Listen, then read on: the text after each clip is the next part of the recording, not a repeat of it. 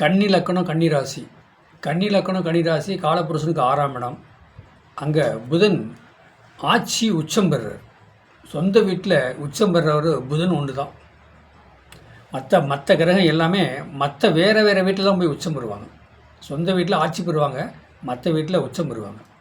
ஆனால் புதனுக்கு மட்டும்தான் விதிவிலக்குன்னா தன்னுடைய காலபுருஷனுக்கு 6ஆம் இடத்துல ஆட்சியும் பெறுறாரு, உச்சமும் பெறுறாரு.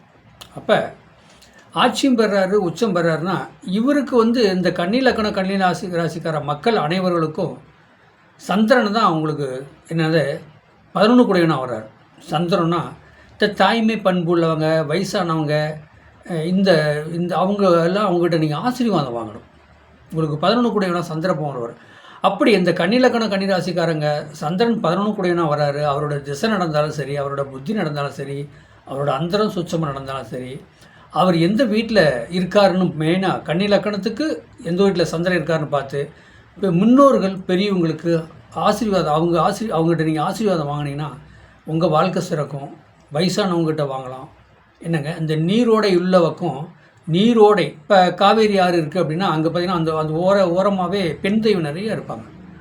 உக்கரமான காளி, துர்க்கை, மாரியம்மன், துர்க்கையம்மன், இந்த மாதிரி நிறைய தெய்வங்களாக இருக்கும். அப்போ நீர் ஓடையில் இருக்கக்கூடிய பெண் தெய்வங்களை நீங்கள் வழிபடிச்சுட்டு வாங்க. காவல் தெய்வம் கருப்பணசாமியை வழிபடிச்சுட்டு வாங்க. கன்னி லக்கணம் கன்னி ராசிக்காரங்களுக்கு அதாவது வருமானத்தை பல கோடிக்கு சொந்தக்காரன் ஆகிடுவீங்க. தண்ணி மாதிரி நீர் மாதிரி உங்களுக்கு பணம் காசு கொட்டும். பணம் காசு உங்களுக்கு சேரும். அப்போ அதே பாருங்கள், அப்போ கன்னி லக்கணத்துக்கு 2 கூடையும் சொல்லக்கூடாது. என்னங்க 2 கூடையவனும் சுக்கிர பகவானாக வராரா? அப்போ 9 கூடையவனும் சுக்கிர பகவானாக வராரா? அப்போ அந்த சுக்கிர பகவான் சொல்லக்கூடாது கன்னி லக்கண கன்னிராசியில் நீச்சம் பெறுவார், மீனத்தில் உச்சம் பெறுவார். ஆனால் அந்த கன்னிக்கு சுக்கிர பகவான் 2க்கும் 9 கூடையவன். அப்போ 2க்கும் 9 கூடையவன் அவர் உச்சம் பெறது நேர் 7ஆம் வீட்டில் மனைவி ஸ்தானத்தில் உச்சம் பெறார். அப்போ தன்னுடைய வீட்டில் நீச்சம் வர்றாரு. அவர் இந்த கன்னி லக்கணம் கன்னிராசிக்காரங்களுக்கு எதுவுமே செய்ய மாட்டார் அப்படின்னு நம்ம நினைக்கூடாது. 2 கூடையனும் தன குடும்ப வாக்கு அதிபதி யாருங்க?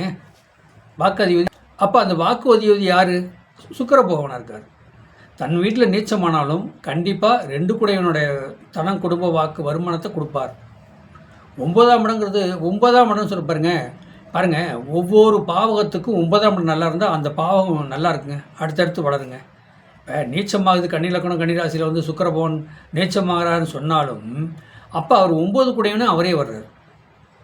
அப்போ 9 கூடைய வரும்போது பூர்வ புண்ணியாதிபதியாக வரும்போது கண்டிப்பாக இந்த கன்னி லக்கணம் கன்னி ராசிக்காரங்களுக்கு நல்லதே செய்வார்.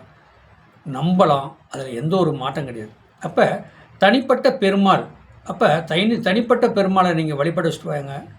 புதன்கிழமை அன்னைக்கு பச்சை பயிர் வச்சு நல்லா தாளித்து ஏழை முடியாதவங்க மக்களுக்கு அந்த பச்சை பயிரை விநியோகம் பண்ணி பாருங்கள்.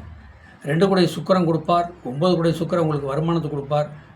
அப்போ 2க்கும் 9 கூடை சுக்கிரன் 7ஆம் இடத்துல உச்சம் பெற்றாலும் உங்களுக்கு நல்லது கொடுப்பார். நல்ல வாழ்க்கை அமையும். இதுதாங்க 11 கூடை திசை ஓடினா என்னங்க சந்திரன், 2க்கும் 9 கூடை சுக்கிர திசை ஓடினாலும் நன்மை கொடுப்பார். ஆனால் தான் வீட்டில் நீச்சம் மாற நீங்கள் தப்பாக நினைக்க வேண்டாம், நன்மை கண்டிப்பாக கொடுப்பார்.